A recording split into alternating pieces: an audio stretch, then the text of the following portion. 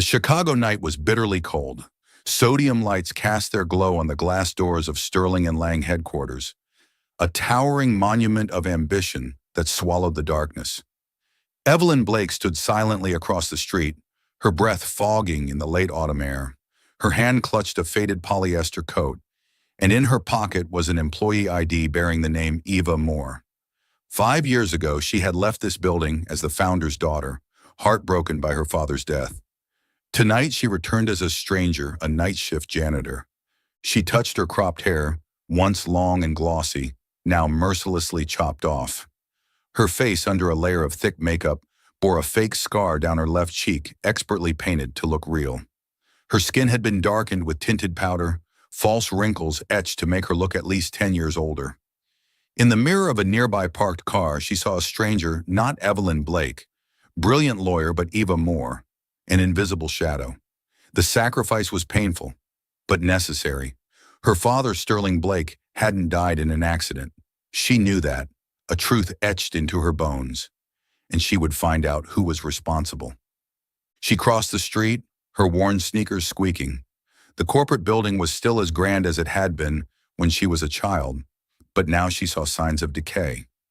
Maxwell Crane, her father's successor, had cut corners everywhere: fewer guards, outdated cameras, poorly vetted staff. A former employee had tipped her off, and she had taken advantage. The fake identity, Eva Moore, came with a fabricated resume and ID, all arranged by an old legal contact. She had passed the HR screening, received a real Sterling and Lang badge. That badge, with Eva's scarred, darkened photo, was her key to move unnoticed. The lobby sprawled before her, marble and glass reflecting cold light. The security desk was manned by a bored night guard flipping through a magazine. Evelyn kept her breathing steady as she approached. "Badge," he muttered without looking up. She swiped the card. A confirming beep. She signed the logbook in the sloppy handwriting of Eva Moore, perfected over months of practice. The guard nodded. "Service elevators that way. It's late, move along." "Yes, sir," she replied, voice low and weary, just like a graveyard shift worker. She made her way toward the elevator behind a column, heart racing, hands steady. Sloppy, she thought. Maxwell had turned her father's pride into a glamorous shell, hiding deadly flaws. The service elevator groaned as it lifted her to the third-floor locker room. The scent of bleach and damp fabric hit her. Marla, the night supervisor, a gaunt woman with sharp eyes, tossed her a uniform. "You're Eva. Floors 40 to 45 tonight. Mop everything. Don't touch anything else, got it?" Evelyn nodded, pulling on the scratchy uniform.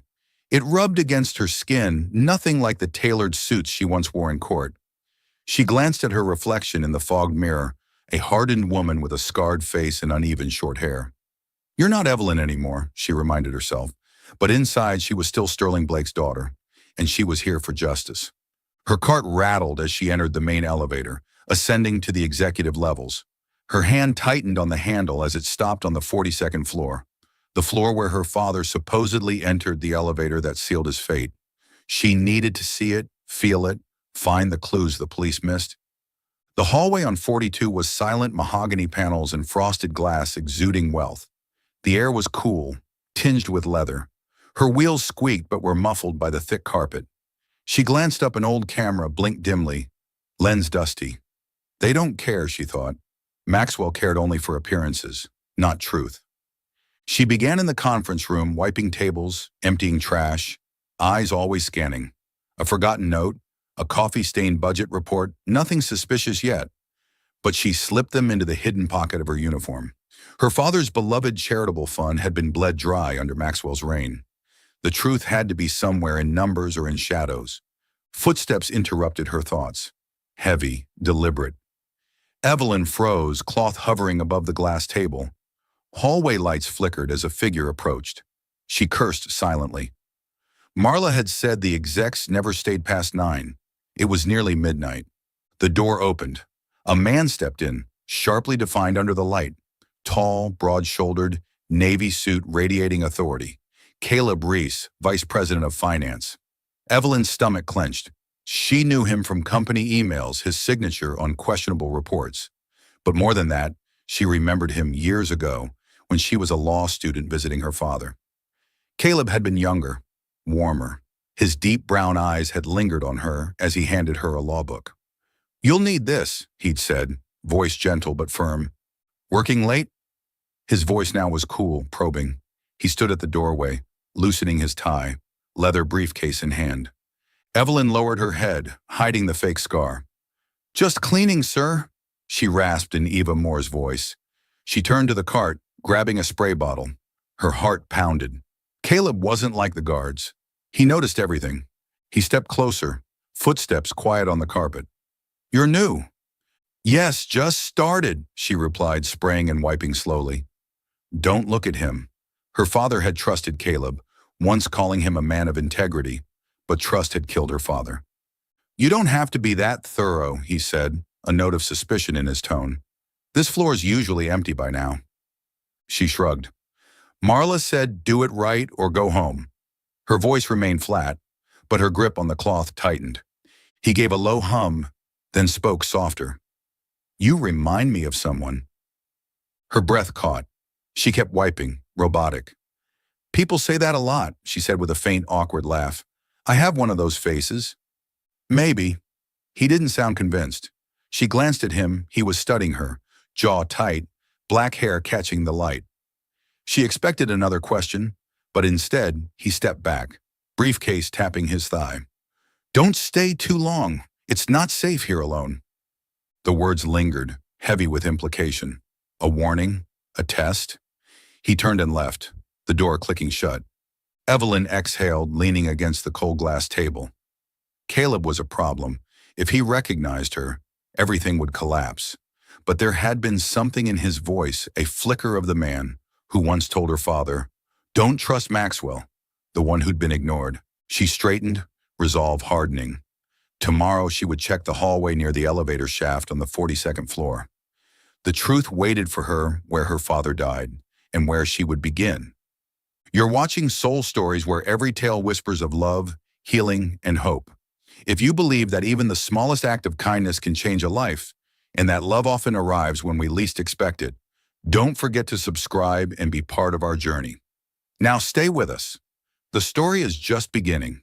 The fluorescent lights on the 40th floor of Sterling and Lang flickered weakly, casting warped shadows across the hardwood floor. Evelyn Blake, or rather Eva Moore, pushed her janitorial cart down the corridor, the wheels clattering in rhythm with the wind whistling outside the windows. The coarse uniform scratched her skin. The fake scar on her cheek itched beneath thick makeup. Her cropped hair under the baseball cap made her feel lighter, but also hollow, as if she had cut off a piece of herself to become a ghost of her former life. It was her third night working the graveyard shift, and Evelyn had settled into the rhythm. Mopping floors, emptying trash, replacing liners in the conference rooms, simple tasks that masked her true mission. She wasn't cleaning dirt. She was searching for the truth buried since the day her father, Sterling Blake, fell to his death in an elevator 5 years ago. The official report called it an accident, but she knew better. A man like her father, meticulous down to the last detail, didn't die from a faulty cable. The hallway led to the executive boardroom, where the leadership team typically gathered.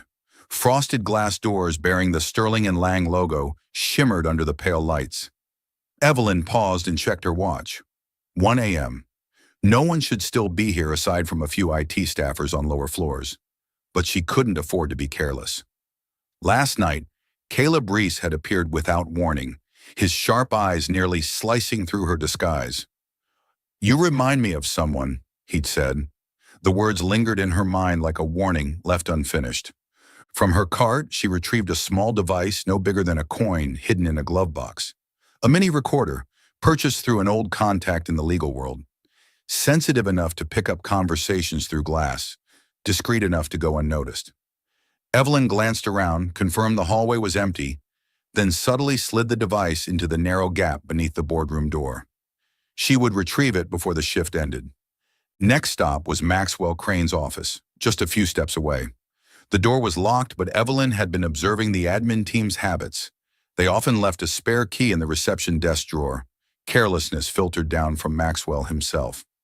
She slipped behind the desk, opened the drawer, and sure enough, the key lay there among pens and paper clips. Her hand trembled slightly as she unlocked the office. Not from fear of being caught, she had prepared for that, but because the scent of polished wood and leather reminded her of her father's old office, where he once hugged her and said, "One day, you'll do what's right, even if it's hard." She closed the door behind her and turned on a small flashlight clipped to her cap. The beam swept across Maxwell's cluttered desk papers, a cold cup of coffee. She flipped through documents, eyes scanning numbers and signatures. One financial report caught her attention, a large transfer to a shell company labeled as a donation to her father's charitable foundation. But she knew the foundation had barely operated since Maxwell took control. She snapped a photo with the phone hidden in her uniform. Her heartbeat quickened. It could be her first real lead, but she needed more. A faint sound from the hallway made her freeze, a soft scrape, like a shoe against the floor. Evelyn turned off the light and held her breath, pressing herself into the shadows behind a bookshelf. Footsteps stopped just outside the door. Her fists clenched, ready with an excuse she got the wrong room. She was cleaning, but her pulse thundered as the doorknob turned slightly. Then silence. The footsteps receded, swallowed by the night wind. She exhaled shakily, sweat beading on her forehead. Too close. She slipped out, relocked the door, and returned the key to the drawer. The tension didn't weaken her resolve, it ignited it. Someone in this company, maybe not just Maxwell, had been complicit in her father's death, and she would find out who. The next morning, in the tiny apartment rented under the name Eva Moore, Evelyn sat in a worn armchair, earbuds plugged into the recorder. Maxwell's voice came through, low and smug, interspersed with laughter from other executives. "The foundation is the perfect excuse. No one checks, and the shareholders are completely blind." Another voice, likely the COO, added, "As long as the year-end numbers match, no one cares where the money goes." Evelyn's hands clenched, nails digging into her palms. This wasn't just corruption, it was a betrayal of her father's legacy. She jotted down every detail, comparing it to the photo of the report she'd taken. Large sums were being routed through multiple shell companies, but there was no evidence the money ever reached any real charities. She needed access to more data, likely from the internal computer system, but that meant help from the inside, someone like Liam, the IT engineer who once worked closely with her father. She hadn't reached out yet, afraid of compromising her plan, but now she had no choice. The next night, Evelyn returned to the 42nd floor, this time to inspect the hallway near the elevator shaft, the place her father had supposedly entered the doomed cabin. She mopped slowly, eyes scanning every crack, every seam. Nothing unusual so far, but she wouldn't give up. The truth often hid in the smallest details. A figure appeared at the end of the corridor. Caleb Reese. He wore a white dress shirt, sleeves rolled up, hair tousled like he'd been working late. Evelyn bowed her head, focusing on the mop, but she could feel his gaze. "You're a hard worker," he finally said, voice calm but probing. "Most janitors don't stay long on this floor." Evelyn kept her voice low. "Just doing my job, sir." She moved the mop, avoiding eye contact, but he didn't leave. "Do you ever wonder," he said slowly, "if this place is more than glass and steel? That it holds secrets no one wants uncovered?" His words made her pause, but she covered it with a shrug. "I just clean floors. Secrets aren't my business." He gave a dry laugh. "Maybe, but sometimes janitors see more than the board ever does." She stole a glance at him, heart racing. What does he know? Or is he testing me? Caleb turned to leave, but before disappearing around the corner, he said, "Be careful, Eva. Not everyone here can be trusted." Evelyn stood still, gripping the mop handle tightly. Caleb Reese was a puzzle. He had stayed clear of Maxwell's shady dealings, but his presence both intrigued and unnerved her. He could be an ally or her greatest threat. She resumed mopping, but in her mind a plan had already begun to take shape. She would contact Liam, and she would uncover the truth no matter who she had to confront, even if it was Caleb himself.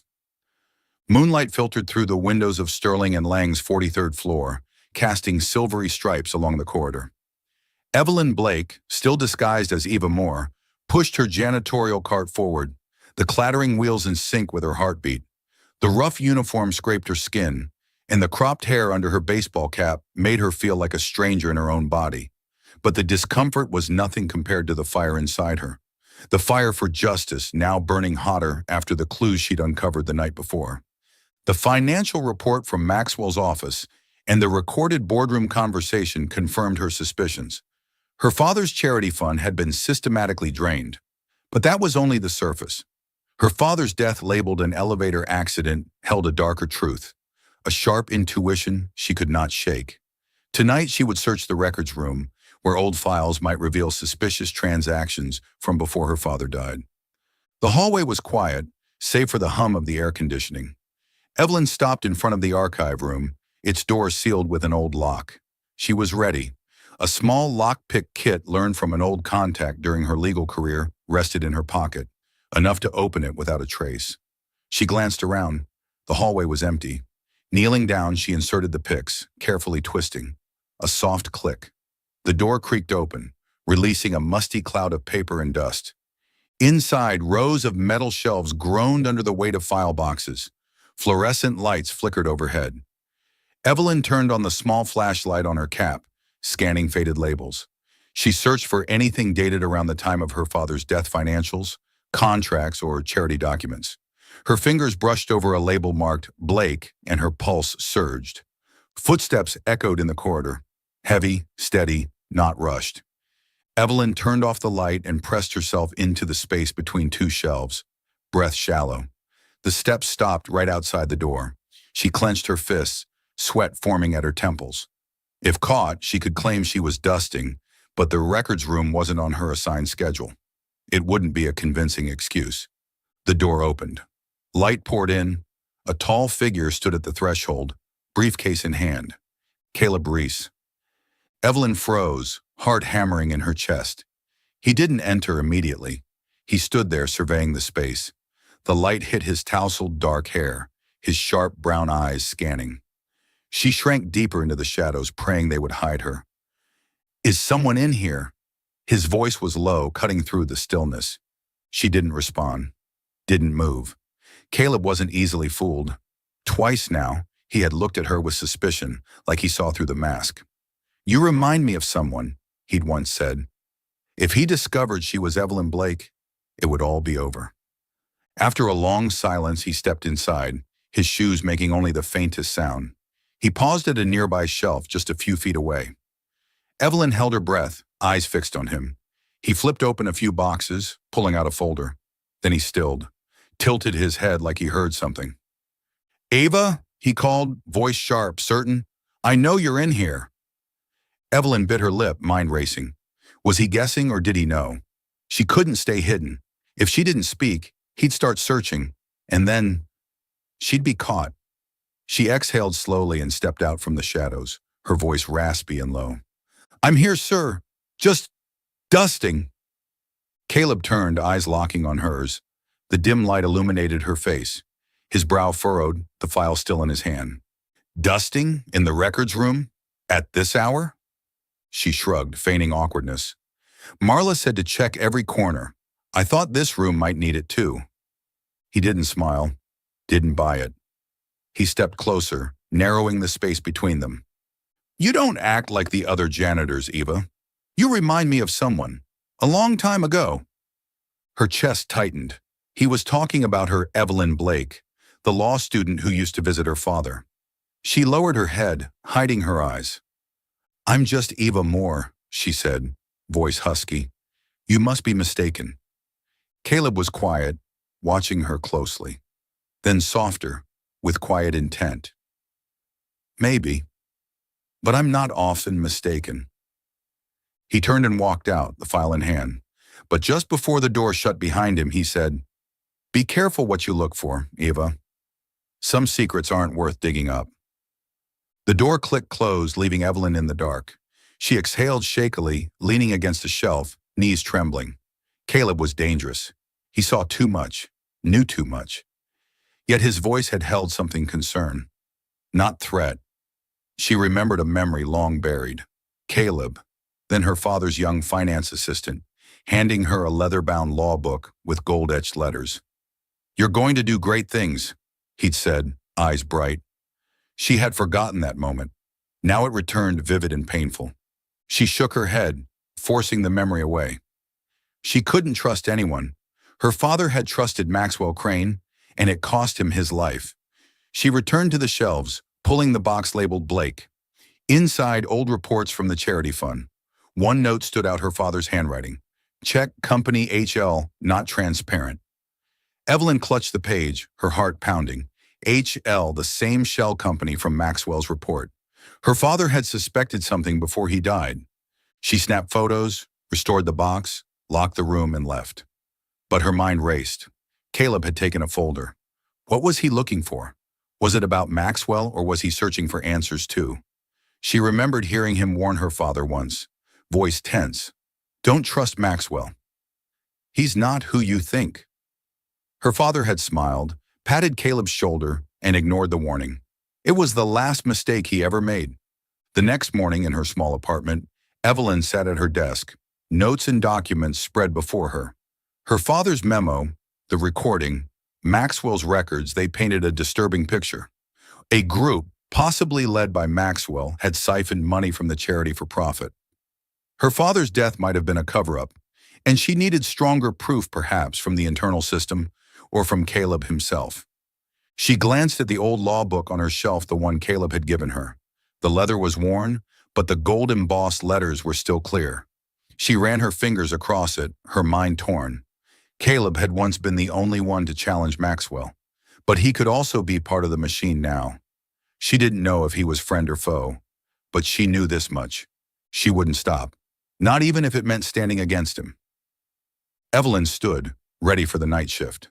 The 42nd floor awaited the place her father fell, and where the truth might finally rise. Night fell on the 42nd floor of Sterling and Lang. The corridor was bathed in dim light from aging wall sconces. Evelyn Blake, still hidden beneath the name Eva Moore, pushed her cleaning cart across the wooden floor, the clatter of the wheels blending with the wind whistling beyond the glass. She kept her focus on the task, but her mind churned restlessly. The note she found in the records room, the one in her father's handwriting referencing the shell company HL, was a jagged puzzle piece, confirming what she feared. Sterling Blake's death hadn't been an accident, but she needed proof, hard proof. And this floor, the alleged scene of the tragedy, remained her greatest hope. She had passed the area near the elevator shaft dozens of times before, but tonight, something pushed her to look closer. Not a specific instinct, just a quiet urgency. She stopped her cart and knelt by the wooden railing where the floor met the metal frame of the elevator shaft. The corridor's weak light forced her to squint. A fine layer of dust coated the edge, untouched for who knows how long. She grabbed a rag and gently swept it clean, expecting nothing more than routine maintenance. Then something glinted under the light small, wedged in the seam. Evelyn froze, her heart pounding, though she wasn't sure why yet. She reached for the mop handle, carefully nudging the object loose. A soft clink, and it rolled out onto the floor. She picked it up, metal cold in her palm. A broken piece of silver, part of a badge. She brought it closer, breath-catching, when she saw the engraved words, Sterling B., her father's badge, the one he always pinned to his blazer, his symbol at the firm. Evelyn tightened her grip, dizziness swelling in her chest. The official report had claimed he died inside the elevator when it fell from the 42nd floor. So why was his badge here, lodged in the floor near the railing, several feet from the elevator doors? She hadn't been searching for it. She hadn't even considered finding it. And yet, here it was in her hand, like a whisper from the past.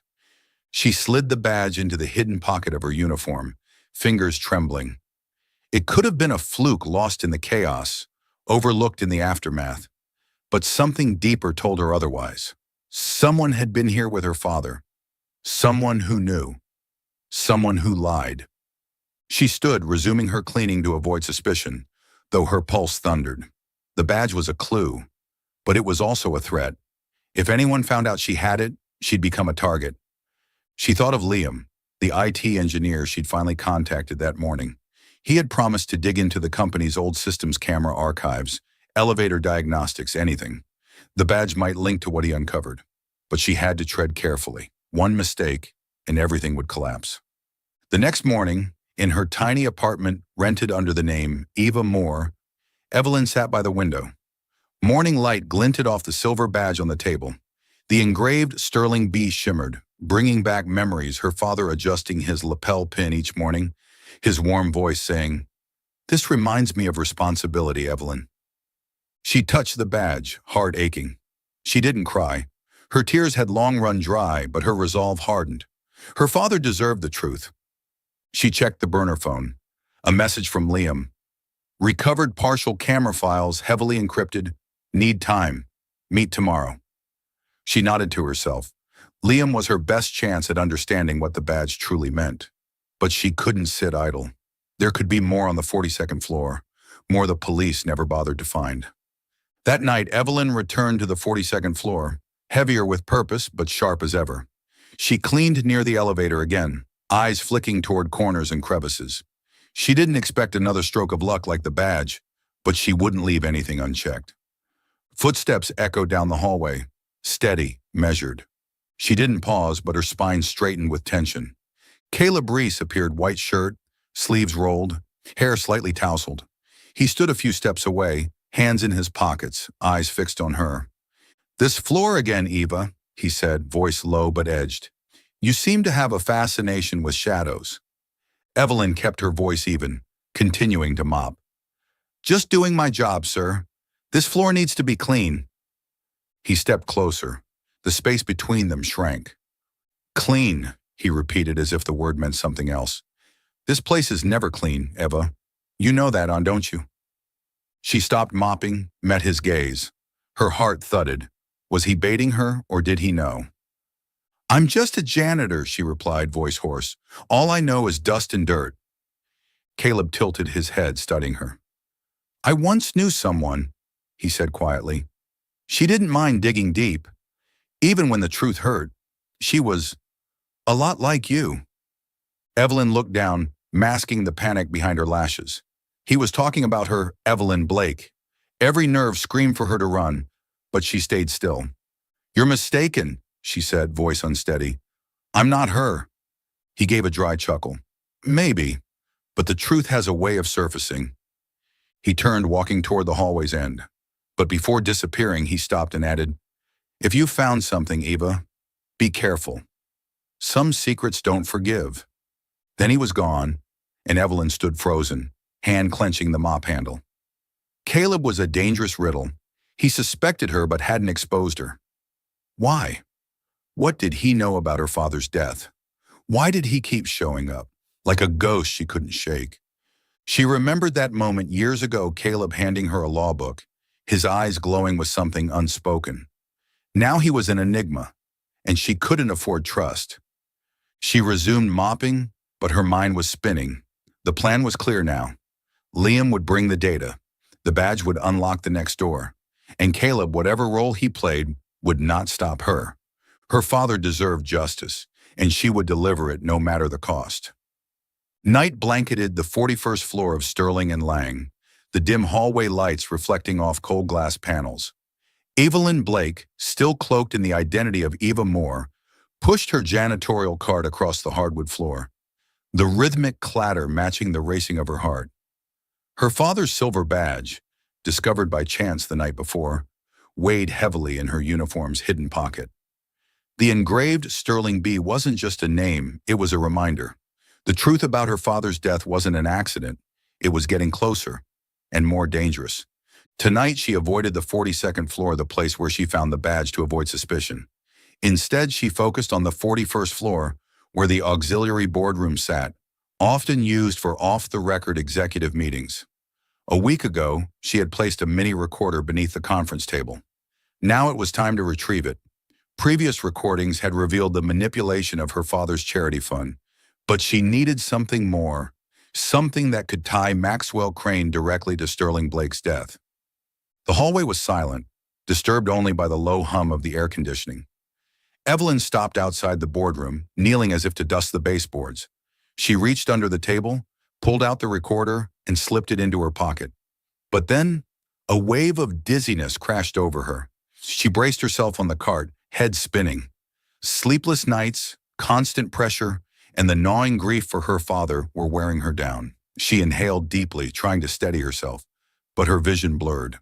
Footsteps echoed quick, firm. She tried to stand straight, but her legs trembled. A firm hand gripped her shoulder. "Are you okay?" She looked up straight into the eyes of Caleb Reese. He wore his usual rolled-up shirt sleeves, and his deep brown gaze was filled with concern. Evelyn shook her head, Eva Moore's voice barely a whisper. Just a little tired, sir." His brow furrowed. He didn't let go. "You look like you're about to collapse. Come with me." He didn't wait for a protest. His grip was steady but not harsh as he led her to the nearby security office, a rarely used room during night shifts. Evelyn wanted to object. Caleb was a threat, but her body refused to fight him. Inside the security room, he gestured to an old chair. "Sit." She sat, gripping the armrest to stay grounded. Caleb retrieved a water bottle from a small fridge and handed it to her. "Drink. You're pushing yourself too hard." Evelyn took the bottle but didn't drink right away. Her eyes locked on his, trying to read him. "Why didn't you report me?" she asked, voice rough. "Passing out on shift is a violation." He sat across from her, gaze unwavering. "Because I don't think you're just a janitor, Eva." He stressed her name as if testing it. "And because I know what it's like to exhaust yourself chasing something bigger." She looked down, heart pounding. He was circling closer, but not striking. She sipped the water, giving herself time. "I'm just working to make a living," she replied, voice calm. "Nothing bigger than that." Caleb gave a dry laugh. "You're a terrible liar." He leaned forward, voice lower. "I've seen you in places no one notices. The 42nd floor, the records room, now here. What are you looking for, Eva?" Evelyn gripped the bottle tighter, nails digging into her palm. He knew too much. She could deny it, but his eyes, sharp yet not unkind, made her hesitate. She deflected instead. "You're here late too. What are you looking for?" He paused, then leaned back, accepting the shift. "The truth," he said simply, "about this place, about what really happened 5 years ago." His words hit her like a blow. He was talking about her father. She wanted to press him, but any sign of recognition would expose her. She stood, voice clipped. "I should get back to work." He stood as well, stepping into her path. "You're not okay. Sit down. I'm not reporting you, but don't make me worry more than I already am." She stared at him, conflicted. He wasn't accusing her. He wasn't forcing a confession. But something in his tone, gentle, sincere, brought back a memory she hadn't let herself revisit in years. Caleb, standing beside her father in the office, voice tense, saying, "Don't trust Maxwell." Her father had ignored him, and now he was gone. Could Caleb be trusted? Reluctantly, she sat back down. Caleb didn't push further. He pulled a file from his briefcase and began to read, giving her space. In the silence, Evelyn watched him. The tension in his jaw, the furrow between his brows, he was carrying something too. She wondered how much he knew, and whether he might be more than just a threat. The next morning, Evelyn met Liam in a quiet park far from downtown Chicago. He handed her a small USB, voice low. "I pulled some of the old security footage, only fragments, but the elevator system reports something's wrong. Someone disabled the safety override before the incident." Evelyn's breath caught. She gripped the USB. "Who?" Liam shook his head. "I don't know yet. Some logs were deleted, but I'll keep digging. You find anything?" She hesitated, then said, "A badge. My father's. Found near the railing on the 42nd floor, not in the elevator." Liam's brow furrowed. "That's odd. If he died in the cabin, it shouldn't be there." He paused, then asked, "Who do you think's behind it?" "Maxwell," she said firmly. "But not just him. There's a group." Liam nodded. "I'll keep looking. But be careful, Evelyn. If they know you're getting close, they won't hold back." That night, Evelyn returned to the 41st floor, her body heavy, her mind sharp. She reviewed the new recording from the boardroom, Maxwell discussing risk management with the CFO in case shareholders asked about the charity. The word risk echoed in her head, reminding her of Caleb's warning. The truth can kill. As she mopped, Caleb appeared again like clockwork, like a ghost. He stood at the end of the hall, hands in pockets, eyes locked on her. "You feeling better, Ava?" he asked softly. She nodded without looking up. "Thank you. For last night." He stepped closer, voice lower. "You don't have to thank me, but if you ever need someone to listen, I'm here." She froze. She wanted to believe him, but she couldn't. She only nodded, resuming her work. Caleb didn't press, but as he turned to leave, he placed a folded piece of paper on her cart. When he was gone, she opened it. 4 words. "If you are her, trust me. I want the truth too." Evelyn stared at the note, heart twisting. Caleb suspected she was Evelyn Blake, and he was offering a door, but she didn't know if it led to safety or a trap. She tucked the note into her pocket alongside her father's badge. The truth was close, but for now she had to walk alone, at least until she knew where Caleb Reese really stood. Still following the story? If this story found you outside of Soul Stories, we invite you home to where every touching tale begins with truth, hope, and heart. Night settled over the 40th floor of Sterling and Lang, casting a sterile glow across the corridor from the cold, white bulbs mounted overhead. Evelyn Blake, still wearing the name Eva Moore, pushed her janitorial cart over the polished wood floors, the wheels clicking in rhythm with her pulse. Her father's silver badge, etched with Sterling B, was tucked deep in her uniform pocket, a weighty reminder of why she was here. The clues were stacking up: recordings, financial records, Liam's confirmation that the elevator safety system had been manually disabled. Her father's death wasn't an accident. It was a crime, concealed beneath boardroom walls and polished lies. But every step forward came with a price, and Caleb Reese's sharp gaze had become harder to ignore. Tonight, she was assigned to the 40th floor, the administrative offices, where carelessness often left behind drafts, notes, and discarded memos. She hoped to find another thread linking the shell company HL to Maxwell Crane. But her mind kept circling back to the note Caleb had left her. "If you are her, trust me. I want the truth too." He suspected who she really was, and she still didn't know whether he was ally or threat. She stopped in front of a trash bin near the reception desk, pretending to tidy up while scanning the crumpled papers. A handwritten note caught her eye, just a short line. "HL wired 2M, verify before Q3. She tucked it into her pocket, heart racing. Another clue, but she needed to tie it directly to Maxwell. Footsteps echoed from the far end of the hall, measured, unhurried. She didn't look up, kept moving garbage bags, but her back tensed. A shadow paused just a few steps away. She knew who it was before he spoke. "Eva," Caleb Reese said, his voice low and clear. "You're working late." She kept her voice steady, eyes down. "Just doing my job, sir." She reached into the bin, replacing the liner quickly to mask her nerves. Caleb stepped closer, his shadow stretching across the floor. "I've been looking for you all evening." His voice dropped. "I know you're not Eva Moore." Evelyn froze, fingers tightening around the edge of the bin. She wanted to deny it, but the look in his eyes, dark, unwavering, told her it wasn't a guess. He knew. She stood, faced him. Her voice was hoarse. "I don't know what you mean. I'm Eva Moore." Caleb shook his head. He pulled a small photo from his pocket, worn at the edges. He held it up under the hallway light. It was a younger Evelyn, smiling beside her father in his old office at Sterling and Lang. Her hair was long and glossy, her face unguarded. Joyful was nothing like the hardened woman standing there now. "I found this in the archives," he said, voice calm but firm. "You left it, or you wanted me to find it." Evelyn's breath caught. She didn't remember dropping the photo, maybe during her search in the records room. A slip, a mistake. She could lie, but there was no point. Caleb wasn't guessing. He knew. She exhaled, reached up, and pulled off her cap, revealing the ragged short hair. "Fine," she said quietly. "I'm Evelyn Blake." He didn't look surprised, just nodded, like he'd been waiting for her to say it aloud. "I've suspected since the first night," he said. "The way you moved, the way you lingered on the 42nd floor. Only Evelyn Blake would have a reason for that." She narrowed her eyes. "Then why didn't you report me? Why let me keep going?" Caleb looked at her eyes softer now.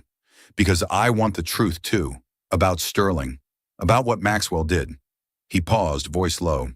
I tried to warn your father. I told him, don't trust Maxwell.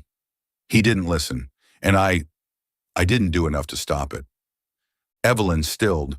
The memory returned Caleb and her father arguing in his office years ago. She'd eavesdropped but hadn't understood. Now it made sense. What do you know? She asked, voice hard. About my father's death? Caleb turned away, running a hand across his jaw, like dragging up old ghosts. A few days before he died, I saw them arguing, Sterling and Maxwell. It was on the 42nd floor in the boardroom. They were fighting about the charity fund. Your father said he wanted a full audit. He suspected embezzlement. Maxwell lost it, said an audit would ruin the company. I didn't hear it all, but Maxwell looked terrified. Then the accident happened. Evelyn clenched her fists, nails biting into her palms. You think Maxwell was behind it? Caleb met her eyes, his own clouded. I have no proof, but I know he's not clean, and I know you're chasing what I couldn't uncover 5 years ago. He stepped forward, voice urgent. This time, Evelyn, I won't let you fight alone. She stared at him, torn. Part of her wanted to believe him, this man who once tried to protect her father, who gave her a law book with hopeful eyes. But another part warned her. Trust is dangerous. Her father had trusted Maxwell and paid with his life. Why should I trust you? She asked coldly. How do I know you're not hiding something too? Caleb didn't flinch. He reached into his briefcase and pulled out a folded sheet of paper. It was a handwritten note, her father's handwriting. Caleb is right. Check HL immediately. I've kept this since the day he gave it to me, Caleb said. He trusted me just a little. I failed him. I don't want to fail you. Evelyn stared at the note, heart pounding. The handwriting was unmistakable, hurried, forceful, like he knew he was running out of time. She slipped it into her pocket beside the silver badge. She didn't tell Caleb about the badge, not yet. She wasn't ready to trust that far, but she knew she needed him. Liam was her digital key. Caleb had access to internal documents, to people, to buried truths she couldn't reach alone. All right, she said, voice steady. We work together. But if you betray me, Caleb, I swear, I'll take you down with them. He didn't smile, just nodded. I wouldn't expect anything less. The next morning, in her small apartment, Evelyn sat at her desk. Her father's badge and the note now lay side by side. She opened the USB from Liam's old camera footage, but heavily encrypted. She texted him, need access as soon as possible. Any updates? He responded quickly. Working on it. Found a strange report elevator safety override was disabled before the incident. We'll send details. Evelyn looked at the note from Caleb. Her father had trusted him, if only a little, and Caleb knew about the fight with Maxwell. But doubt still lingered. Last night he had said, I won't fail you too. Was it the truth or another well-played lie? She rose, preparing for another night shift. With Caleb at her side, she had more strength but also more risk. The truth about Sterling Blake's death was surfacing, piece by piece. And whether Caleb was friend or foe, she was following this path to the end. The 42nd floor waited. So did the truth. The Chicago night was bitter cold, and pale moonlight filtered through the window of Evelyn Blake's small apartment, or Eva Moore's, depending on who was asking. She sat at her desk, laptop casting a soft glow over her tired face.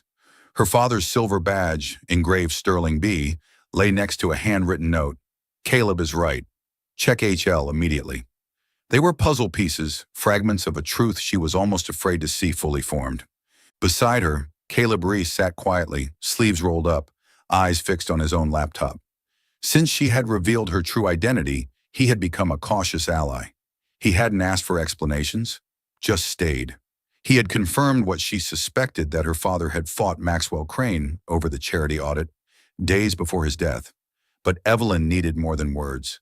She needed evidence that could bring Maxwell down before the shareholders' meeting. Her disposable phone buzzed. A message from Liam. Files decrypted. Meet me at 11 p.m. My place. Someone wants to talk to you. Her brows furrowed. Someone. She glanced at Caleb, debating. He had access to financial systems. He knew too much to be left in the dark. Caleb, she said softly, I need you with me tonight. Someone has the security footage from the night my father died. He looked up, sharp-eyed. Who? An old connection, she said, deliberately vague. Will you come? He nodded once. If it's a trap, we face it together. Liam's apartment on the outskirts of Chicago was cramped and smelled of stale coffee and tangled electrical cords. The lights buzzed overhead as Liam ushered them in. Sitting beside his cluttered desk was a man in his 50s, gray-haired, thick glasses, and an anxious expression. This is Tom, Liam said, former IT. He was on staff when your father died. Evelyn's hands curled into fists. Her heart pounded. Tom avoided her eyes. I don't want trouble, he said, voice shaky.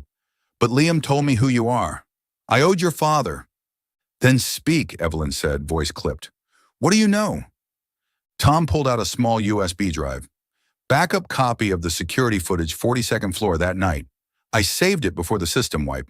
Maxwell ordered the deletion. I kept it, just in case. Caleb stepped forward, voice steely. Why not go to the police? Tom let out a humorless laugh. The police? Maxwell paid them off. I was scared for my job, for my life. Evelyn took the USB, her hand trembling slightly. What's on the video? Tom looked around nervously like someone might be listening. Someone wearing a dark jacket and cap disables the elevator safety panel before your father arrives. Then, he argues with another figure near the railing. You can't see faces clearly, but I think it was one of Maxwell's people. She turned to Liam, who nodded. I checked the maintenance logs. The system was disabled manually, not a malfunction. Someone meant for it to fail. Evelyn gripped the USB tightly. It was the proof she had been chasing someone, under Maxwell's orders or protection, had engineered her father's death. Why now? She asked Tom. I saw you, he whispered, on internal cameras, dressed as a janitor. I knew it was you, Sterling's daughter. I couldn't stay silent anymore. Caleb narrowed his eyes. If this is a setup, you'll answer for it. It's not, Tom said quickly. But be careful. Maxwell has eyes everywhere. Back at her apartment, Evelyn inserted the USB. Caleb stood behind her, breath close to her shoulder. The footage was grainy. Timestamp: 9:44 p.m. The night Sterling Blake died. A hooded figure in a dark coat knelt at the elevator control panel. Quick, practiced hands tampered with something. 2 minutes later, Sterling appeared tired, suit wrinkled, posture tense. He argued with another man. Tall, suited, his face never visible. It could have been Maxwell. Sterling raised a hand, gesturing angrily, maybe pushing.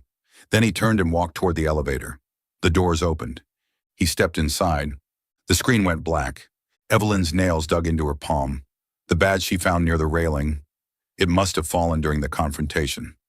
They disabled the system before he got there, she whispered. They wanted him dead. Caleb's jaw tightened.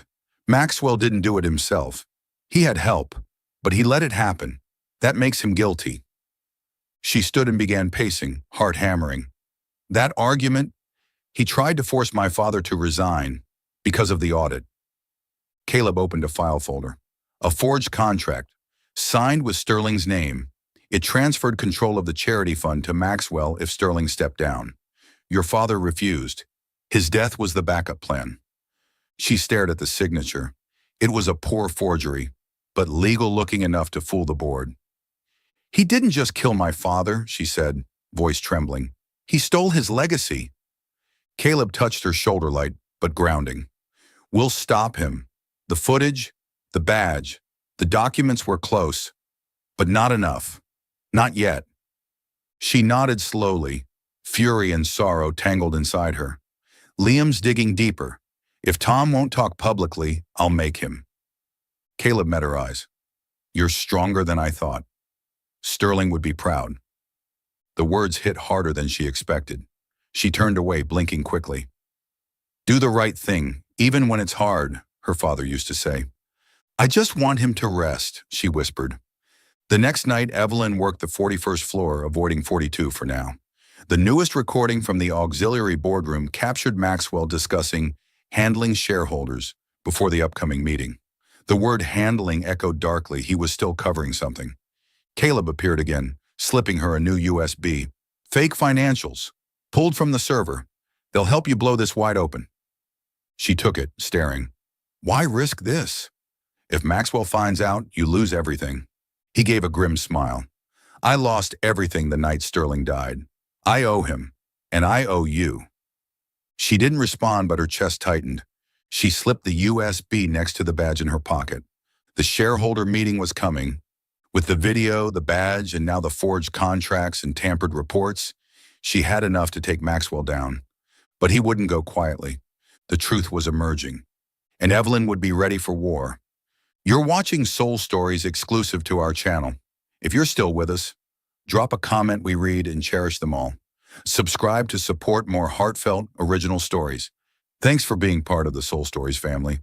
3 days before the shareholders meeting, Maxwell Crane received a report from the head of tech, a loyal accomplice. The footage showed Eva Moore rummaging through archive files.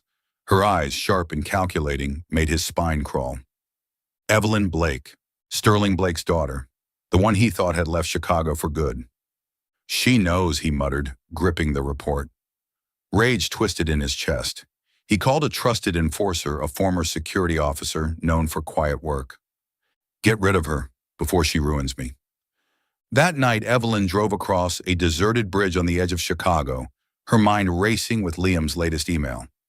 Internal messages between Maxwell and the head technician revealed they had discussed elevator maintenance just days before Sterling's death code for disabling the safety system.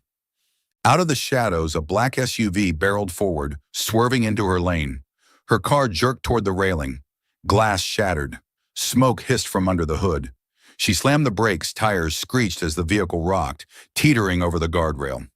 Through the broken window, she saw the driver's eyes cold, masked. The SUV hit again. A tire blew. Control slipped. Then a silver sedan swerved between them, forcing the SUV back. Caleb Reese leapt out, yanking open her door. Get out now! He pulled her free just as the SUV rammed the rear of her car again. Smoke engulfed the scene. The black SUV sped off. Evelyn collapsed against Caleb, gasping. I thought I was going to die. Maxwell wants you dead, he said, jaw clenched. I had a feeling something was off. He's had someone watching me. When I saw your car heading for the bridge, I followed. He steadied her. He thinks you're dead now. We have to use that. Evelyn nodded, heart pounding. Thank you. We need to move fast. The next morning, Evelyn met Liam in a quiet cafe. He handed her a new USB. Internal emails, full elevator reports. Maxwell personally approved disabling the safety. Tom, the IT guy, agreed to testify. He'll confirm Maxwell wiped the camera servers. You've got enough to bring him down. Evelyn clutched the USB. The silver badge, the camera footage showing her father arguing with a tall man before entering the fatal elevator, the financial forgery, the emails, it was all coming together. Last night's attack proved how desperate Maxwell had become. Back at her apartment, Caleb arrived with another key document, the forged contract. One of Maxwell's men reported your car wrecked. No survivors. He thinks you're gone. Evelyn's eyes narrowed. Good. He'll be stunned when I walk into that meeting. Day of the shareholders' meeting. The 50th floor boardroom of Sterling and Lang was bathed in sunlight, but tension filled the space. Executives, shareholders, and legal advisors gathered around the long mahogany table. Maxwell Crane, in a tailored gray suit, wore a smug smile as he presented a glowing financial report. He had no idea that Evelyn stood quietly in the back, disguised in her janitor's uniform, hands gripping her cart in her resolve. She glanced at Caleb seated among the directors. He gave a subtle nod. In her pocket, the badge, the USBs, the contracts, and 5 years of truth. She stepped forward, pulling off her cap, revealing her short, uneven hair. Gasps echoed across the room. Maxwell looked up and went pale. You're dead. I'm Evelyn Blake, she said, voice cutting through the silence. Legal daughter of Sterling Blake. I'm here to expose a murderer. The room erupted. Maxwell slammed his hands on the table. She's insane. Security, get her out. Caleb rose. Let her speak. The board deserves the truth. Evelyn laid the silver badge on the table. The name Sterling B gleamed under the lights. This badge was found near the railing on the 42nd floor the night my father died. He always wore it. He argued with someone before he entered the elevator. He never made it out. Maxwell laughed harshly. That proves nothing. It could have fallen. She inserted the USB. The video played, a man disabling the elevator safety system. Minutes later, Sterling Blake appeared, visibly distressed, arguing near the railing with a suited figure. The man's face wasn't clear, but his posture and build resembled Maxwell's. Then Sterling turned and entered the elevator. The screen went black. A shareholder slammed his hand on the table. "Explain this, Crane." Maxwell's voice cracked. "It's doctored footage." Evelyn tossed down printed emails in the technician's report. "These show the safety system was manually disabled. This email, your email, confirms you knew. You pressured my father to resign over a charity audit, and when he refused, you let him die." Caleb added a forged contract. "He never signed this.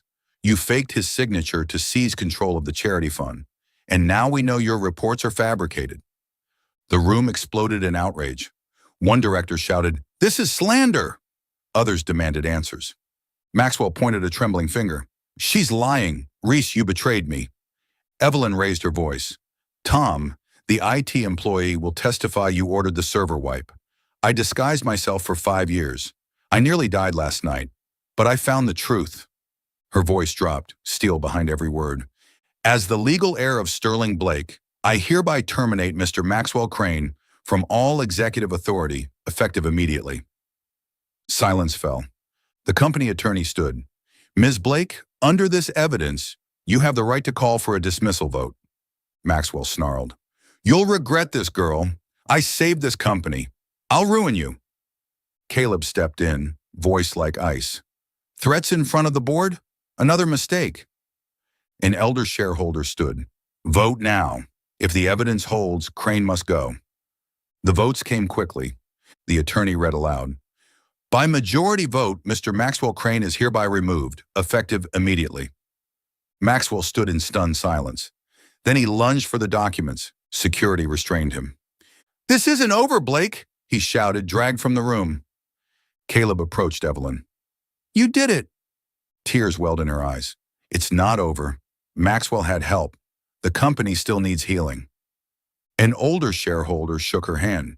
"Ms. Blake, we need you. This company needs Sterling's legacy." Evelyn grasped the silver badge, her father's words echoing in her heart. "Do what's right, no matter how hard." Justice had begun, but the real fight was only just beginning. The golden sunset bathed Sterling Blake's former office on the 50th floor of Sterling and Lang, the very place where great dreams once began.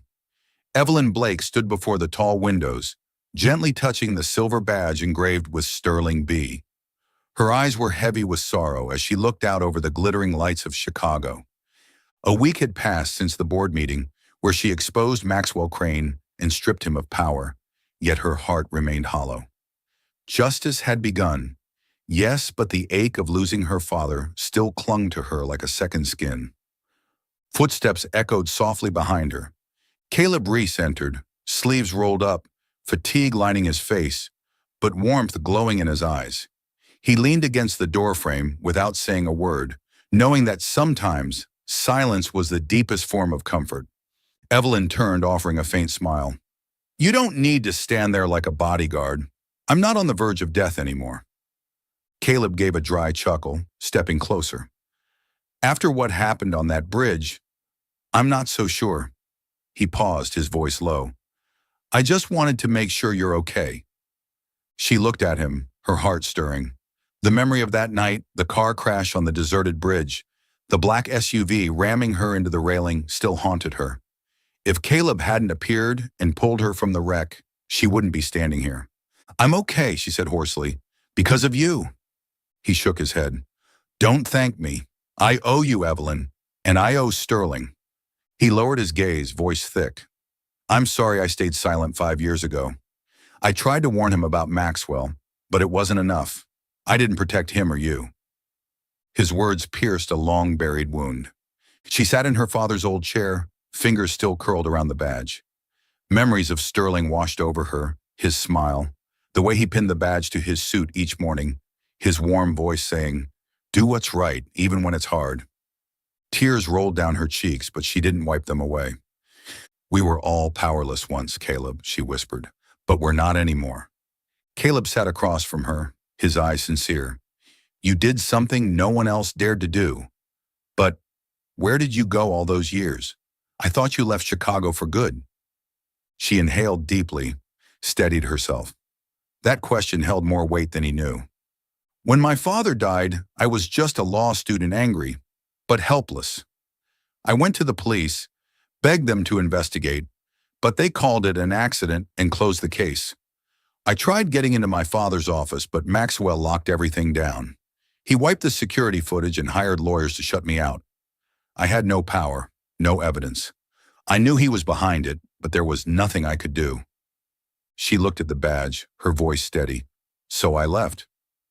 I moved to New York, studied law. I thought if I became a real lawyer, I'd be strong enough to fight Maxwell. But he wasn't just a CEO, he controlled the board, had money, influence. A 22-year-old girl couldn't bring him down. Not then. I needed time to learn how to track financial trails, expose corruption, and wait until he believed I had given up. Caleb listened, a quiet awe growing in his eyes. So you've been preparing all this time?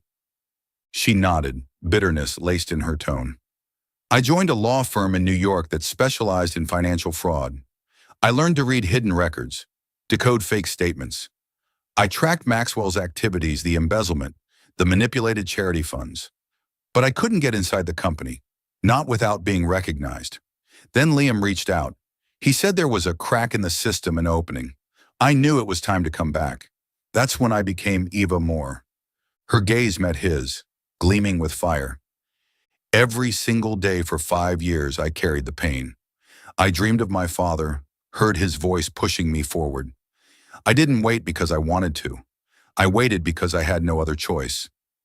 He reached for her hand, his grip gentle but firm. You're stronger than anyone I know. Sterling would be proud. She pulled her hand away but smiled through her tears. I don't need him to be proud. I just want him to rest in peace. She stood and walked back to the window. And now Maxwell's been arrested. He won't escape this time. Caleb's brows drew together. Arrested? When? She turned, her voice sharp. This morning. The police reopened the case after the board meeting.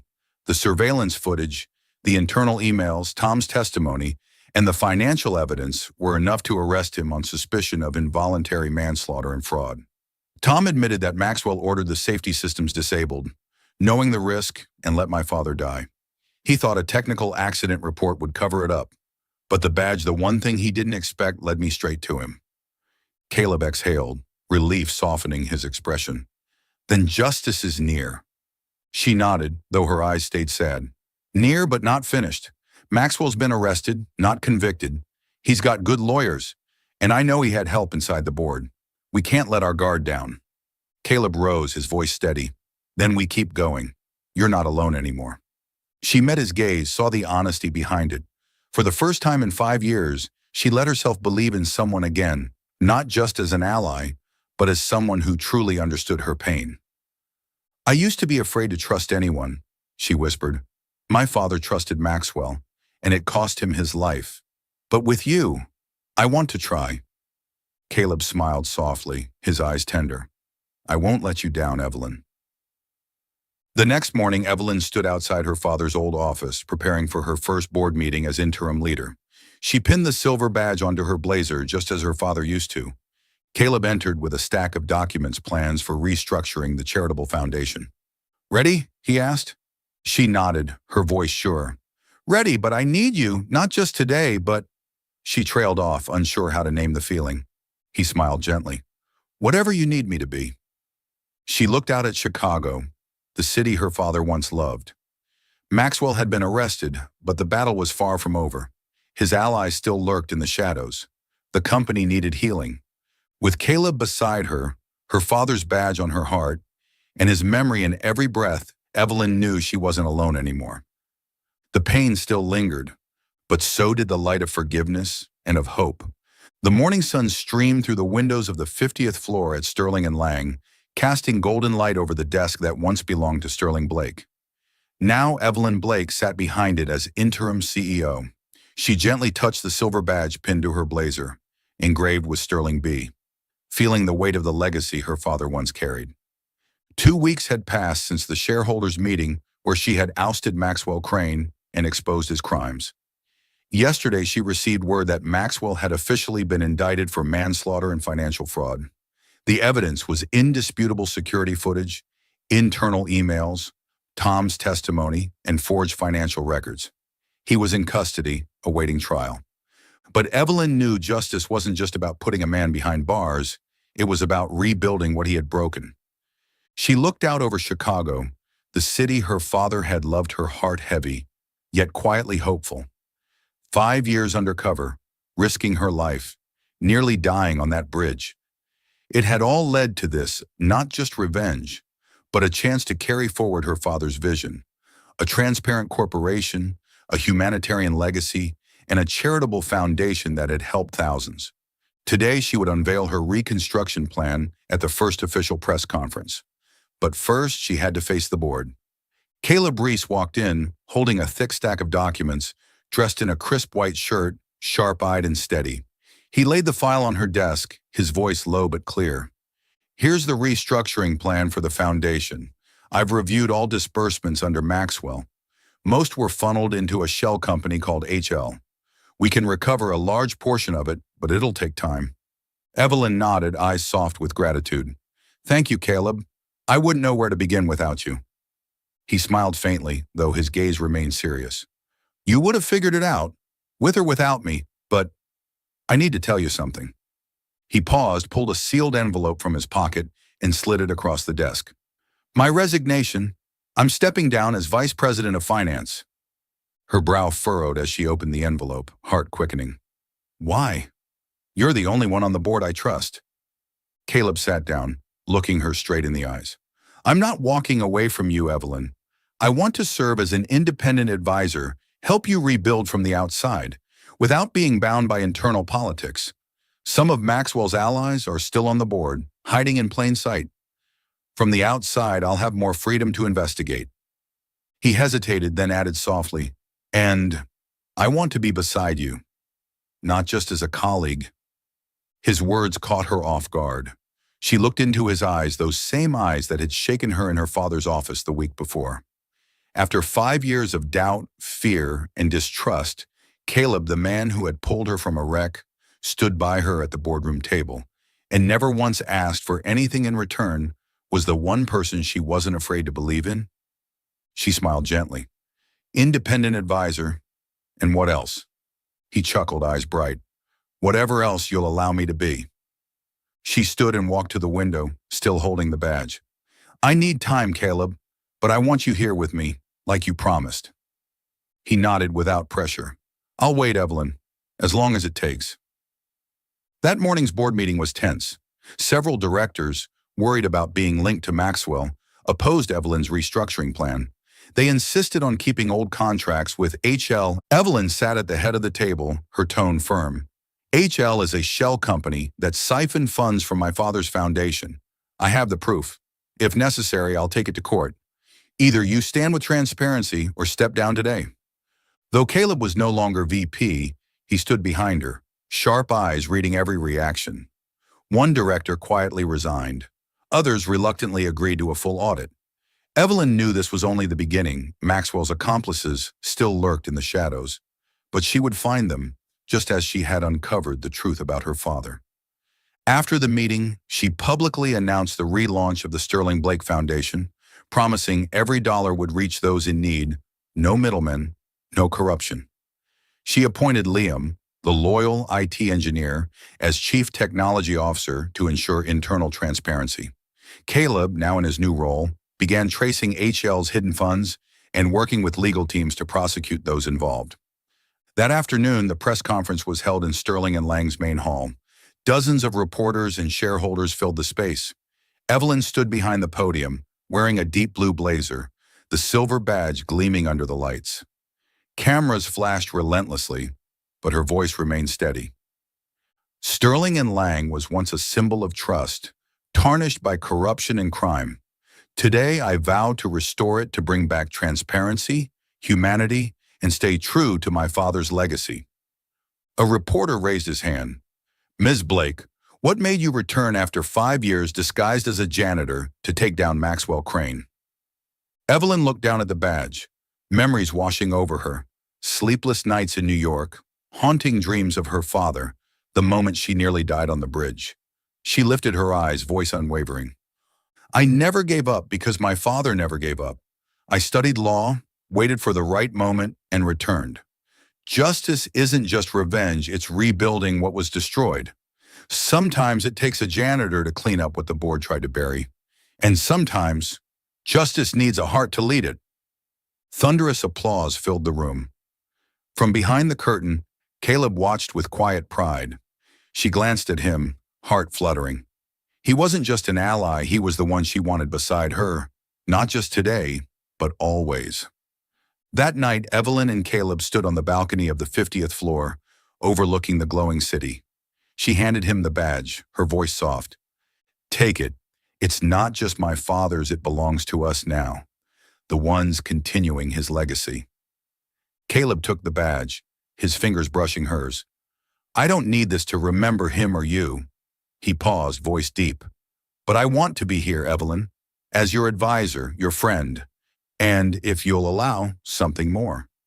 She looked at him, warmth blooming in her chest. I'll allow it, she said, smiling. But we have work to do. Maxwell's trial, the foundation, the company. Are you ready? He grinned, eyes alight. With you? Always. She leaned against the railing, his presence warm beside her. Maxwell was behind bars, but the trial loomed. His allies still posed a threat. Yet for the first time in 5 years, Evelyn didn't feel alone. She had Caleb. She had the badge. She had her father's memory. Sterling and Lang would rise again, and she would lead it. Not just with justice, but with heart.